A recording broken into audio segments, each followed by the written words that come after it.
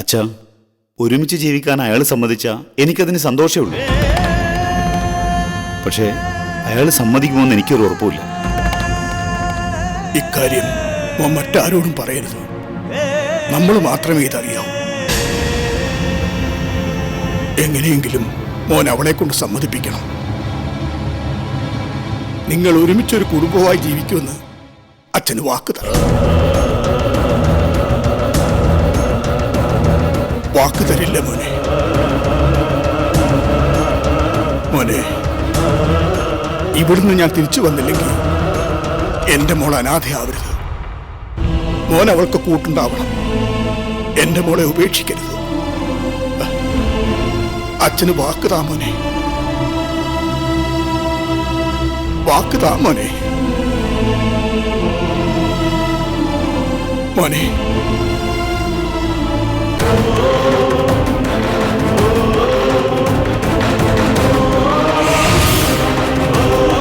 അച്ഛൻ വിഷമിക്കണ്ട, ഞാൻ വാക്ക് തരുന്നു. അരുന്ധതിയെ ഞാൻ ഉപേക്ഷിക്കില്ല. ഇപ്പൊ അച്ഛന് സന്തോഷായില്ലേ? മതി, ഈ വാക്ക് മതി അച്ഛന്. ഇനി മരിക്കാനും അച്ഛന് ഭയമില്ല. അച്ഛാ, പുറത്തെല്ലാരും ഉണ്ട്. ആരെങ്കിലും കാണണമെങ്കിൽ വിളിക്കാം. വേണ്ട, എനിക്കിപ്പോ ആരെയും കാണണ്ട. മോൻ ഇവിടെ നിന്നാ മതി. അരുന്ധതി പലതവണ കാണുമെന്ന് പറഞ്ഞിരുന്നു. വേണ്ട, അവളോട് പോകാൻ പറ. എനിക്കിനി അവളെ കാണണ്ട.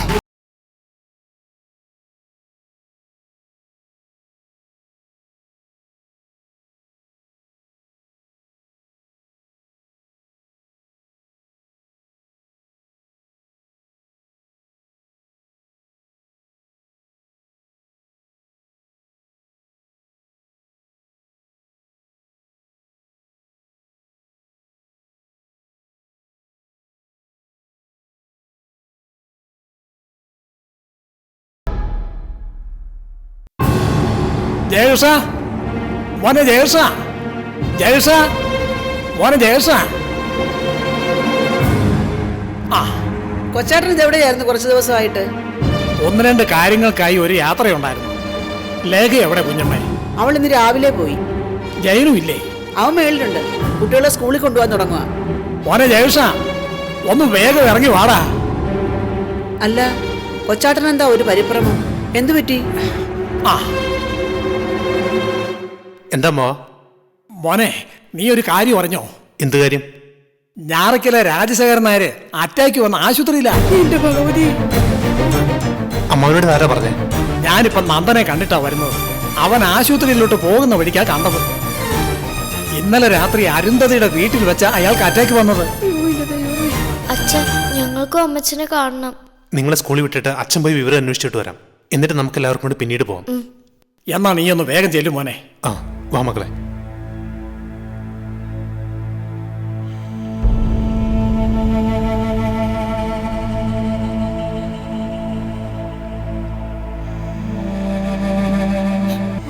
അമ്മേ, കരയാതെ. അച്ഛനൊന്നും വരില്ല. സിദ്ധാർത്ഥട്ടാകത്തില്ലേ? പിന്നെ എന്തിനാ വിഷമിക്കുന്നേ? എന്നാലും പെട്ടെന്ന് ഇതെന്താ പറ്റിയെന്ന് എത്ര ആലോചിച്ചിട്ടും മനസ്സിലാകുന്നില്ല. അതിപ്പോ ഒരു നെഞ്ചുവേദന വരാൻ അത്ര വലിയ കാരണം വല്ലതും വേണോ? മുൻപൊരിക്കൽ ഇതുപോലെ വന്നതാണല്ലോ.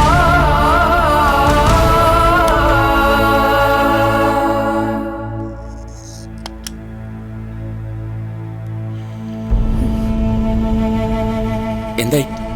അച്ഛന് ബോധം തെളിഞ്ഞോ? ആ, ബോധം വന്നു. ഇപ്പൊ തൽക്കാലം കുഴപ്പമൊന്നുമില്ല. മോനെ, ഞാനൊന്ന് കയറി കണ്ടോട്ടെ. എനിക്കും കാണണം സിദ്ധു. അച്ഛൻ എന്തേലും പറഞ്ഞോ? ആ, പറഞ്ഞു. എന്താ മോനെ അച്ഛൻ പറഞ്ഞേ? ആ, അത് എന്തായാലും പറയളിയാ. തൽക്കാലം ആരെയും കാണണ്ടെന്ന് പറഞ്ഞു. രാജേട്ടൻ അങ്ങനെ പറഞ്ഞു? പറഞ്ഞു. തൽക്കാലം അതങ്ങനെ തന്നെ ഇരിക്കട്ടെ. കുറച്ച് കഴിയുമ്പോൾ കയറി കാണാം. നല്ല ക്ഷീണമുണ്ട്. അമ്മ വിഷമിക്കണ്ട, പേടിക്കാനൊന്നുമില്ല. അച്ഛന് കിട്ടാവുന്നതിൽ വെച്ച് ഏറ്റവും നല്ല ട്രീറ്റ്മെന്റ് തന്നെ ഇവിടെ കിട്ടും. ഒരു വിഷമത്തിന്റെയും കാര്യമില്ല. എന്നാലും മോളും മരുമോനും സന്തോഷത്തോടെ ജീവിക്കുന്നത് കാണാൻ ഓടി വന്നിട്ട് ഈ ഗതി വന്നല്ലോ എന്ന് ഓർക്കുമ്പോഴാണ്. അതൊന്നും സാരമില്ലമ്മേ. അസുഖം എവിടെ വെച്ചും എപ്പോഴും വരാം. പക്ഷേ അച്ഛൻ്റെ ഉള്ളിൽ എന്തോ ഒരു വിഷമമുണ്ട്. എന്ത് വിഷമം? മോനോട് വല്ലതും പറഞ്ഞു? ഇല്ല, ഒന്നും പറഞ്ഞില്ല. അമ്മെങ്കിലും ഒന്ന് കയറി കണ്ടോട്ടെ. അമ്മയെ കാണുമ്പോൾ അച്ഛന് ആശ്വാസമാവും. എന്തായാലും ഇപ്പൊ വേണ്ട, കുറച്ച് കഴിഞ്ഞ് കയറി കണ്ടോളൂ. അമ്മേ, ഞാനൊന്ന് ഡ്യൂട്ടി റൂം വരെ പോയിട്ട് വരാം. അരുന്ധതി, ഒന്ന് വരൂ.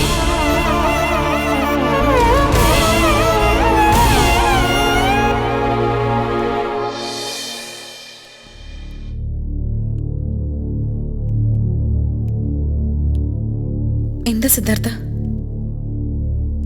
അമ്മയുള്ളതുകൊണ്ട് ഞാൻ അവരോട് പറഞ്ഞില്ലെന്നേ ഉള്ളൂ. തന്റെ അച്ഛന്റെ കണ്ടീഷൻ അത്ര നല്ലതല്ല. ഏത് നിമിഷവും എന്തും സംഭവിക്കാം.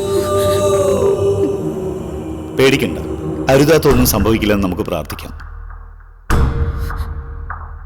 സിദ്ധാർത്ഥ, ഞാനൊരു കാര്യം ചോദിച്ചോട്ടെ? ചോദിച്ചോളൂ. എന്താ അച്ഛന്റെ മനസ്സിലെ വിഷമം? അച്ഛൻ വല്ലതും പറഞ്ഞോ? പറഞ്ഞു. എന്താ അച്ഛൻ പറഞ്ഞേ?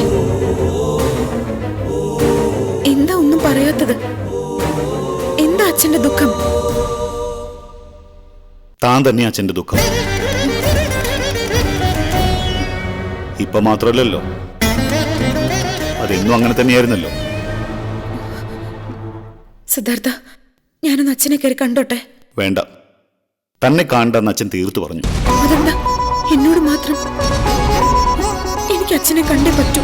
താനിപ്പോ അച്ഛനെ കാണാൻ കയറിയാൽ പിന്നെ ഇതിനകത്തുനിന്ന് പുറത്തേക്ക് കൊണ്ടുവരുന്നത് തന്റെ അച്ഛന്റെ ശവം മാത്രമായിരിക്കും. സിദ്ധാർത്ഥ, എന്താ അതിന്റെ കാരണം? അച്ഛൻ എന്താ സിദ്ധാർത്ഥനോട് പറഞ്ഞത്? ഇന്നലെ രാത്രി താൻ സംസാരിച്ചതൊക്കെ അച്ഛൻ കേട്ടു. നമ്മുടെ കല്യാണം ഒരു അഡ്ജസ്റ്റ്മെന്റ് ആണെന്ന് അച്ഛന് മനസ്സിലായി. അതാ തന്റെ അച്ഛനെ വീഴ്ത്തിയത്. ഇനി തനിക്ക് അച്ഛനെ ഇപ്പൊ കാണണം.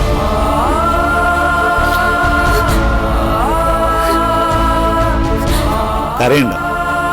അച്ഛന്റെ ജീവൻ രക്ഷിക്കാൻ വേണ്ടി എനിക്ക് അച്ഛനൊരു സത്യം ചെയ്തു കൊടുക്കേണ്ടി വന്നു. എന്ത് സത്യം? പറയ് സിദ്ധാർത്ഥ്, എന്ത് സത്യം അച്ഛന് നിങ്ങൾ കൊടുത്തേ? നാടകമായി തുടങ്ങിയ ഈ വിവാഹം യാഥാർത്ഥ്യമായി തീരുമെന്ന്. മനസ്സിലായില്ലേ?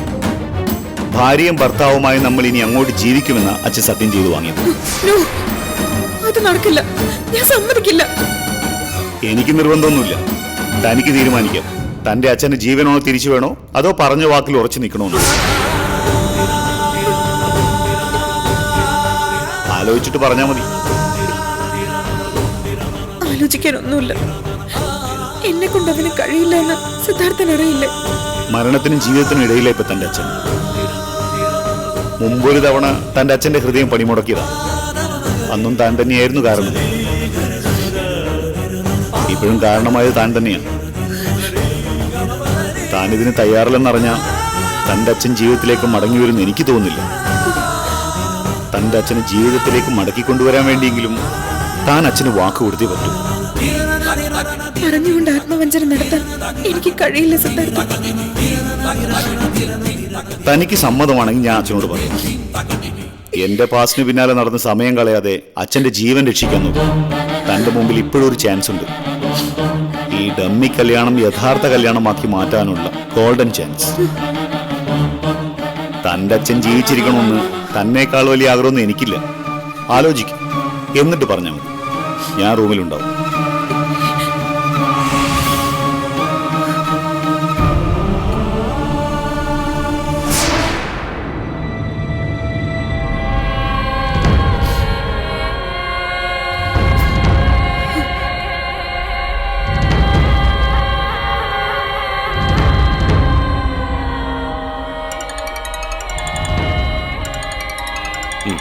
ശരി sir. Hello. Hello mister Sugunapalan. പറയണം സർ. തന്നോടൊരു കാര്യം പറയാൻ വിളിച്ചതാ. എന്താ?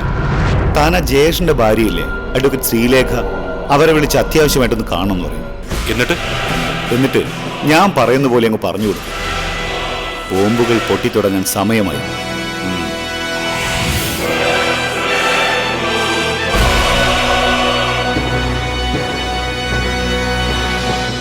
ഓക്കെ, അത് ഞാൻ ഏറ്റു. ഇന്ന് തന്നെ ഇത് നടന്നിരിക്കണം.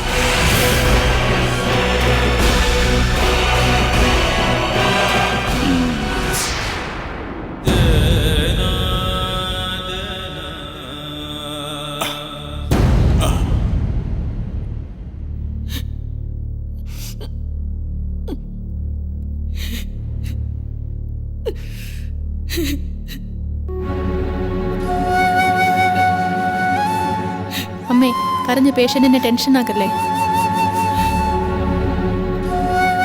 മാലതി, എനിക്കിത് സഹിക്കുന്നില്ല. കരയാതെ മാലതി, എനിക്കൊന്നുമില്ല.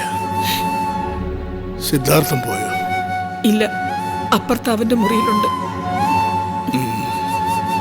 അരുന്ധതിയെ കൂടി വിളിക്കട്ടെ. നിങ്ങളെ കാണാഞ്ഞിട്ട് അവളും വിഷമിച്ച് നിൽക്കുക. വേണ്ട, അങ്ങനെ പറയില്ലേ രാജേട്ടാ. വേണ്ടെന്ന് പറഞ്ഞില്ലേ? എനിക്കവളെ കാണണ്ട. എന്താ രാജേട്ടാ, എന്തു പറ്റി? കാണണ്ട.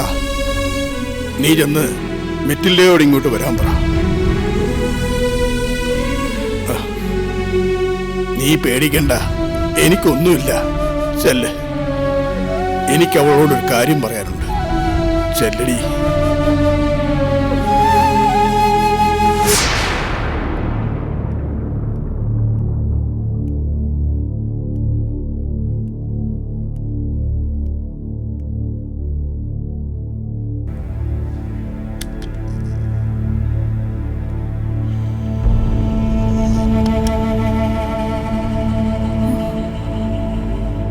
അമ്മേ, അച്ഛൻ എങ്ങനെയുണ്ട്? അമ്മയോട് സംസാരിച്ചോ? സംസാരിച്ചു. അച്ഛൻ എന്താ പറഞ്ഞത്? അമ്മേ, ഞങ്ങൾ അച്ഛനെ കയറി കണ്ടോട്ടെ? വേണ്ട, നീ അച്ഛനെ കാണാൻ ഇപ്പൊ കേറണ്ട. അതെന്താ അമ്മേ? ചേച്ചി കയറി എന്താ കുഴപ്പം? കുഴപ്പമുണ്ട്, അതുകൊണ്ടാ വേണ്ടാന്ന് പറഞ്ഞത്.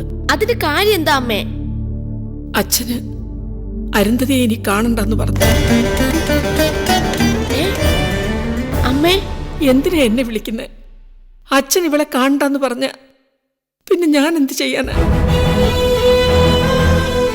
നിന്നോട് അകത്തേക്ക് ചെല്ലാൻ പറഞ്ഞു.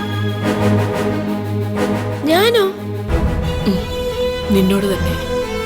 നിന്നോട് അച്ഛനെന്ത് പറയാനുണ്ടെന്ന്. ചേച്ചി, സാരമില്ല, നീ പോയിട്ട് വാ.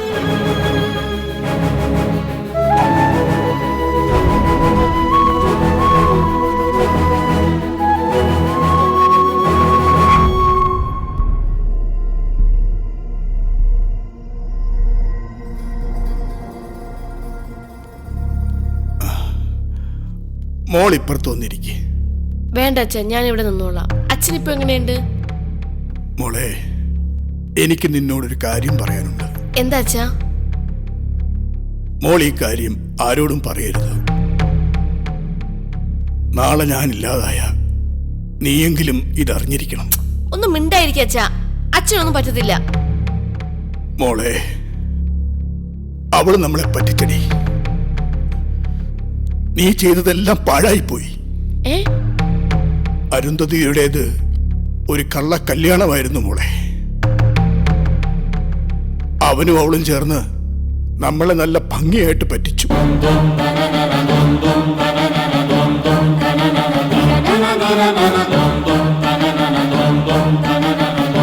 സത്യമാണോ ചെയ്ത്?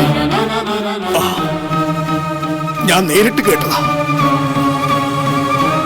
മോളെ, നമ്മളിനി എന്ത് ചെയ്യും?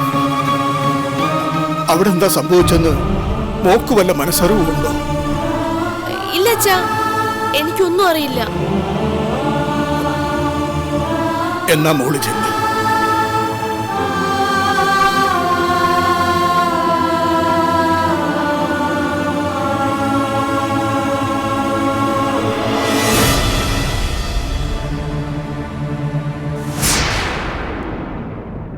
ഇല്ല മോളെ, ഇനി ഞാനിവിടെ നിൽക്കുന്നില്ല. ഞാൻ പോവാ. എന്തായാലും അച്ഛൻ നിങ്ങളോട് സംസാരിച്ചല്ലോ, അത് മതി. അച്ഛന്റെ മുഖത്ത് നോക്കാൻ എനിക്കിനി ധൈര്യമില്ല. ഇനി എന്താ ചേച്ചിയുടെ പ്ലാൻ? എത്രയും വേഗം നൗഫലിന്റെ മരണത്തിന് പിന്നിലുള്ള ഉത്തരവാദികളെ കണ്ടെത്തണം. എന്തിനു വേണ്ടിയാണ് ഞാൻ ഇങ്ങനെ ഒരു തീരുമാനം എടുത്തതെന്ന് ഈ അവസ്ഥയിൽ അച്ഛനോട് പറയാൻ പറ്റില്ല. അത് മാത്രമല്ല ചേച്ചി, ഡോക്ടറെ കുറിച്ച് ഇനി ആരെന്ത് പറഞ്ഞാലും അച്ഛൻ വിശ്വസിക്കില്ല. മരുമോന് അത്രയ്ക്ക് ഇഷ്ടം അച്ഛന്. ആ വീട്ടിൽ ഞാൻ ചെന്ന് കയറിയതിനു ശേഷമുള്ള ഒരു കാര്യവും തൽക്കാലം അച്ഛനും അമ്മയ്ക്കും മുൻപിൽ നമുക്ക് പറയാനൊക്കില്ല. ഇനിയിപ്പോ ചേച്ചി എന്താ ചെയ്യാൻ പോകുന്നേ? മിറ്റിൽഡ, സത്യങ്ങൾ അറിയാവുന്നത് നിനക്ക് മാത്രമാണ്. ഏതെങ്കിലും ഒരു അവസരത്തിൽ നിനക്കത് പറയാൻ പറ്റുമെങ്കിൽ അന്ന് നീ അച്ഛനോടെല്ലാം പറയണം. അല്ലെങ്കിൽ നൗഫലിന്റെ മരണം തെളിയണം. ചേച്ചി ധൈര്യമായിട്ടിരിക്കേ. തൽക്കാലം ആരോടൊന്നും പറയാൻ പോണ്ട. എന്തായാലും 6 മാസം എന്നൊരു സമയപരിധി എന്റെ മുന്നിലുണ്ടല്ലോ. അതിനു മുൻപ് എല്ലാം അവസാനിപ്പിക്കാൻ കഴിയണേന്ന് ഇപ്പൊ എന്റെ പ്രാർത്ഥന. സൂക്ഷിക്കണേ ചേച്ചി, അവിടെ ചേച്ചി ഒറ്റയ്ക്കാ. സാരല്ല മോളെ, എല്ലാം വിധി പോലെ വരും. നീ എന്റെ കൂടെ ഉണ്ടല്ലോ, അത് മതി. അച്ഛൻ എത്രയും വേഗം സുഖമാവാൻ ഞാൻ പ്രാർത്ഥിക്കാം. പോട്ടെ.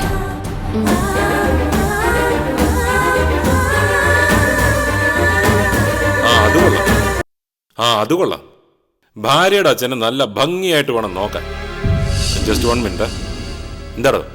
സർ, ആ അഡ്വക്കേറ്റ് ശ്രീലേഖ കാണാൻ വന്നിട്ടുണ്ട്. വരാൻ പറ. സർ. പിന്നെ ആ വക്കീല് പെണ്ണുമുള്ള വന്നിട്ടുണ്ട്. അതെ അതെ, അത് ഞാൻ ഏറ്റു. സാർ അവിടെ ധൈര്യമായിട്ടിരിക്കുക. ഇത് സുഗുണപാലനാ പറയുന്നത്. അപ്പൊ ഞാൻ പിന്നെ വിളിക്കാം. ശരി. അല്ല, ആരിത്? വക്കീല? ഇരിക്ക്.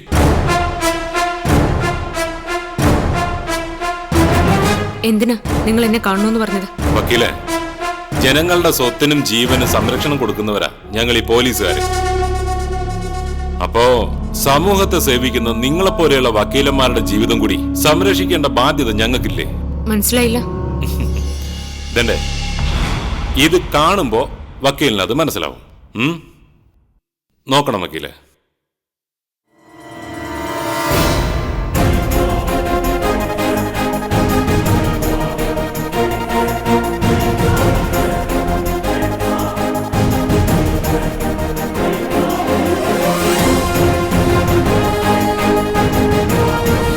ഇത് നിങ്ങൾക്ക് എങ്ങനെ കിട്ടി?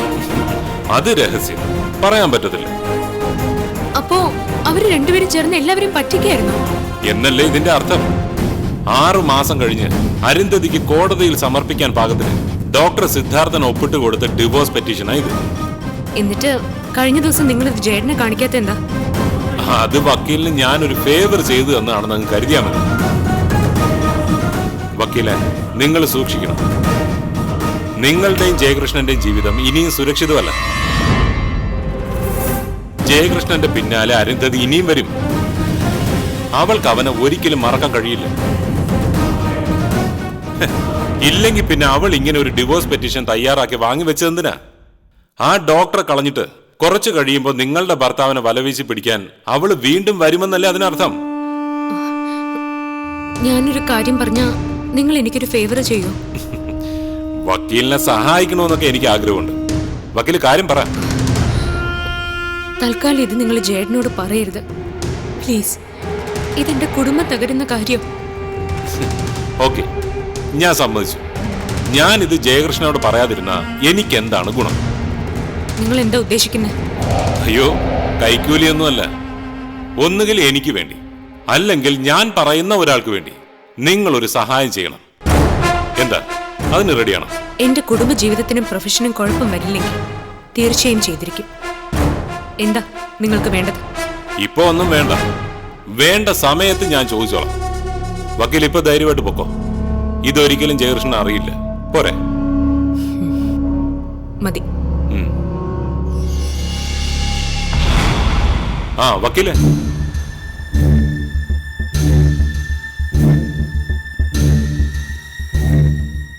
ഒരു കാര്യത്തിൽ കൂടി എനിക്ക് വക്കീലിനെ സഹായിക്കാൻ പറ്റും. എന്ത് കാര്യത്തിൽ? അരുന്ധതിയും ഡോക്ടർ സിദ്ധാർത്ഥനും തമ്മിലുള്ള ഈ ഡമ്മി കല്യാണം ഒരു യഥാർത്ഥ വിവാഹം തന്നെയാക്കി മാറ്റാൻ എനിക്ക് കഴിയും. അത് വേണം.